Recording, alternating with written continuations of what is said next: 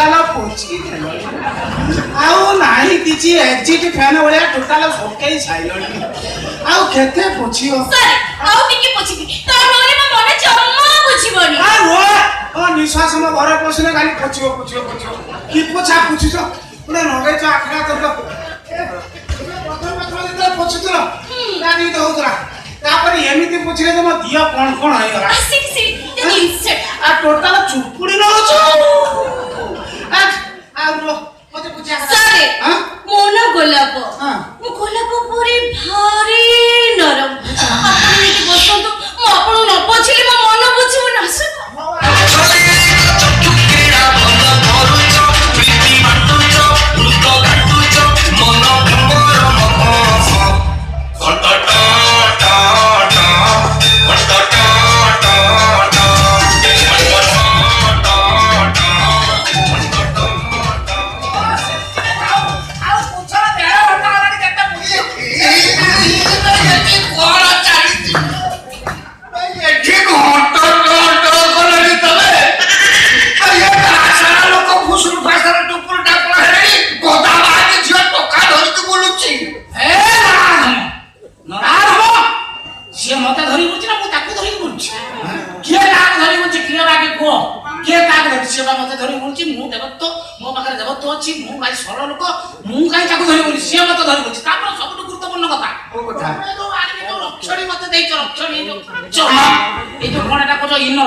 सी मो पेट को छापिकी एते पेट गरम करछु जे मते बारंबार जलपान करिया पड़छु पेट गरम करछु ना किछ गरम करछु सोडा मो कहि पारिबि नै हेलो हे तू मो झियो है तू मो रात तळे पकोछु तते के रात लागु नै मु से चित्रगुप्त भूतगुप्त किछ मानिबे नै आज ठारू पूजा सागर बोली पारिबो नै कथार्थ करे बनलु तो अवस्था ढिला कर दे मु कोन करिबो आयुष 97 वर्ष अछि मु पांजिका देखिछि ताको 60 वर्ष कर देबी नहीं आज्ञा 60 वर्ष कर देबी नहीं आज्ञा मो बापा को 60 होबा का नहति के बाकी अछि मो बापा को जदी किछि हिजिबो तेरी मो कहा पखे रोइबी बापा तमी तब चित्रगुप्त साल को जब डरानी ताको खुशी करिया पई जहा जो दरकार मो सब करी जेते जाने भी से ठाकुर माने देवता नो बयस 6 वर्ष को देबे आ तम बयस 5 वर्ष को देना कर चित्रगुप्त से ता किछि असंभव नै मालिके तमे जेमिति गाधुआ घर ठारू सन कक्ष जाए मोर सेवा जोगै चलिछ जेमिति सेवा जोगै चलिछ से सेवा जदि बलवत्तर रहे तम बयस मो 6000 वर्ष कर देबी तांको बयस 600 वर्ष कर देबी छला मु केले चोन्या देबे छला ये भरिया देबो तांको मु संदेह करछ मनुष्य बुद्धि से मनुष्य गुड़ा के सुजोग पाइले षड भलिया लेटा बाट पसी फसल खाइ जाती मैंने देवता ये ठाकुर समिति दोष नै आगे बोल बोले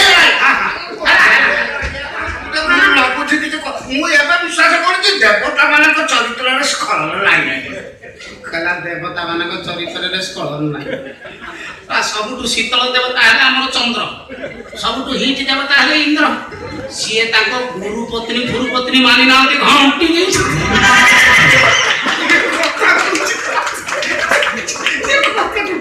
पापा तमे जब चित्रगुप्त साल को रगावनी कहि दउची बुझिलो तमरो भी रगावनी चित्रगुप्त साल ठाकुर भाई के को तमे जो कहउथिलो जे गला बेली जो से कोन जो तम जो शिव छनी पई जो देवता मानक पई अंतरवस्त्र नै जीव आको से शिव को पई लब बुझिलो माने बाघ चलो कि एमिति छेइते हो जदी जे जदी बाइसे से गली पड़िबो तले अवस्था कोन हबो किछ नै जन देखिबे उतर भाई सेटा मते बुझि पड़ले से कोन देखो ताको भाई कोन देखि ताको भाई गोटे रूपा पलाइनो गंजी चोरी नै जीव बुझिलो ठीक है तापरे जेतो को पुआ पिला देवता छनी से सब मो बापा के न जेतो को झियो पिला देवता छनी से सब मो केडी नै खडी बाथरूम में कॉल करथुलो सब बाथरूम में सब कॉल करथुलो मते को बाथरूम में सब माने का कहउछु से भारी सुधार लोक भारी स्मार्ट देखछु और आतर कुदुर बोले से भारी भलो लोक जी बापा हम सिखते मने नै कहिया को सुनम कहउछि कथा कोन की बापा मो जेतर चित्रगुप्त सार को बाथरूम रे गाधै दे माने सी थिले मो थिला कि न थिले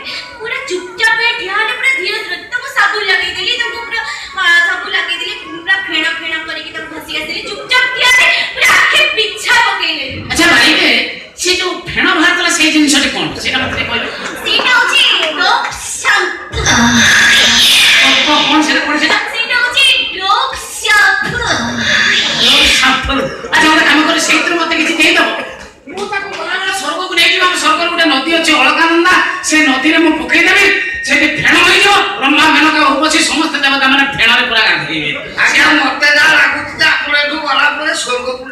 ଅସରା କରିଦେବେ। ସଗୁରୁ ଗୋଟେ ନଈ ଆସିଥିଲା ଗଙ୍ଗା ନଈ, ତାକୁ ଆମ ମର୍ତ୍ତିବାସୀ ଏମିତି ଅସରା କଲେ ଯେ ତାକୁ ପରିଷ୍କାର କରିବା ପାଇଁ ଆମର ଏଠି ଗୋଟେ ବିଭାଗ ଖୋଲାଗଲାଣି। ତାର ଦାୟିତ୍ୱ ପୁଣି ନେଇଛନ୍ତି ଜଣେ ମନ୍ତ୍ରୀ। ଆଜ୍ଞା ଆପଣଙ୍କୁ ହାତ ଯୋଡୁଛି, ଆପଣଙ୍କୁ ଗଲାବେଳେ ଅସରା କଥା କିଛି ଶିଖିକି ଯିବେ। ନା ନା ନା ନା ନା ମୁଁ ସେମିତି ଉଦ୍ଦେଶ୍ୟ ନାହିଁ। ଅବଶ୍ୟ ପାର୍ବତୀ ଆଉ ଦୁର୍ଗାଙ୍କୁ ଦେଖିଲେ ଭାରି ଭାରି ବିରକ୍ତ ଲାଗେ। ସେ ଯୋଉ ତାଙ୍କର ଯୋଉ ଗେଟଅପ୍ ଦେଖିଲେ ମତେ ବିରକ୍ତ ଲାଗେ। ଅବଶ୍ୟ ଏଠିକି ଆସିଲା ପରେ ତାର ସିଷ୍ଟମ ମୁଁ ଜାଣିଲି, ତାଙ୍କ ପାଇଁ କିଛି ବ୍ୟବସ୍ଥା କରିବି। ନା କଣ କହୁଛୁ? ହଁ ଏଇଟା ଠିକ କଥା। ମୋ ପିଲାଙ୍କ ଦେବତା ପାଇଁ ମୋ ବାପା କିଣିଦେବେ, ଝିଅ ପିଲାଙ୍କୁ ଦେବତା ମୁଁ କିଣିଦେବି, ତ ଚିନ୍ତା କରିବାର କିଛି ନାହିଁ ବାପା। ଆଜ୍ଞା ସେ ତାଙ୍କ ହୋର ଫ୍ୟାମିଲି ପାଳନ କଲା ଏ ଶିବଙ୍କ ପରିବାର କଥା କହୁ। ଆଚ୍ଛା ତାଙ୍କର ମାନେ ସମସ୍ତଙ୍କର ଅଧା ଅଧା ଦେଶ। ଶିବ ଘରେ ଏଥିବାର ଦେଖିବେ କାଳି ତ ଟୋଟାଲ ନାହିଁ, ସେ ଖାଲି କଣ ହାଡ଼ ମାଳ। ଶୁଣ ଶୁଣ ବତ୍ସ ଶୁଣ, ଗୋଟେ କାମ କରିପାରିବ କି? ସବୁ ତ ଦବା ମୁଁ ନେଇକି ଯିବି। ମତେ ଲାଗୁଛି ଟିକେ ସମସ୍ୟା ରହୁଛି ସେ ବାସୁଆ ପାଇଁ। ଭଲ ବାସ ଯୋଉ ଶିବଙ୍କ ବାହନ ବାସୁଆ ଷଣ୍ଢ ଷଣ୍ଢ ତା ପାଇଁ କିଛି ଇନର ଫିନର ବ୍ୟବସ୍ଥା ହେଇପାରିବ କି? ରକ୍ଷଣ ଷଣ୍ଢ ପାଇଁ କିଲର ଆଣିବେ। ଷଣ୍ଢ ପାଇଁ କୋଉ କମ୍ପାନୀ ତିଆରି କରିବ? ତୁ ଷଣ୍ଢ କଥା କଣ କଥା ହଉଛୁ? ଆମ ବାସୁ ବାସୁଆ ପାଇଁ କଣ ଇନର ଖୋଜୁ? ଆମ ବାସୁଆ ପାଇଁ ଠାକୁରାଣୀ ଆଗରେ ଆଜି ଭୋଜି ହବ। ମୁଁ କୁଆଡେ ଯାଇପାରିବି ନାହିଁ। ମୁଁ ଚିତ୍ରଗୁପ୍ତ ସାରକୁ ଛାଡି ମୁଁ କୁଆଡେ ଯାଇପାରିବି ନାହିଁ। ମୁଁ ତାଙ୍କୁ ରୋଷେଇ କରିଦେବି, ସେ ଖାଇବେ, ତାଙ୍କୁ ମୋ ଘରେ ଆଜି ଚୁଲି କାଢି ପାରିବୁନି। ଆଜି କଣ ଆଜିକୁ ମାସେ ପର୍ଯ୍ୟନ୍ତ ମୋ ଘରେ ଚୁଲି କାଢିବେ କାହିଁ କହିଲୁ? ଆମେ ପରା ଗାଁ ଲୋକମାନେ ନିଷ୍ପତ୍ତି ନେଇଛୁ। ମୁଁ ବାସୁଆର ଧରମ ବାପା, ଆଜି ଠାରୁ ମାସେ ପର୍ଯ୍ୟନ୍ତ ମୁଁ ତା ଘରର ଶୁଣୁଛୁ। ମୁଁ ଯେତେବେଳେ ଧରମ ବାପା ତୁ ତା ଧରମ ଭଉଣୀ, ଆମେ ସେଇଠି ରହିବା ଖାଇବା ପିଇବା।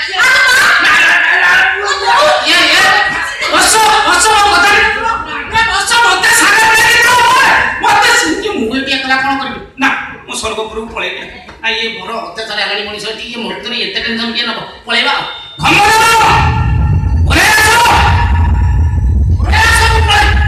ନିଜ ପୋଷାକ ପରିଧାନ ନ କରିବା ଯାଏ ତମେ ଆଉ ସ୍ୱର୍ଗକୁ ଫେରି ପାରିବନି ଚିତ୍ରଗୁପ୍ତ।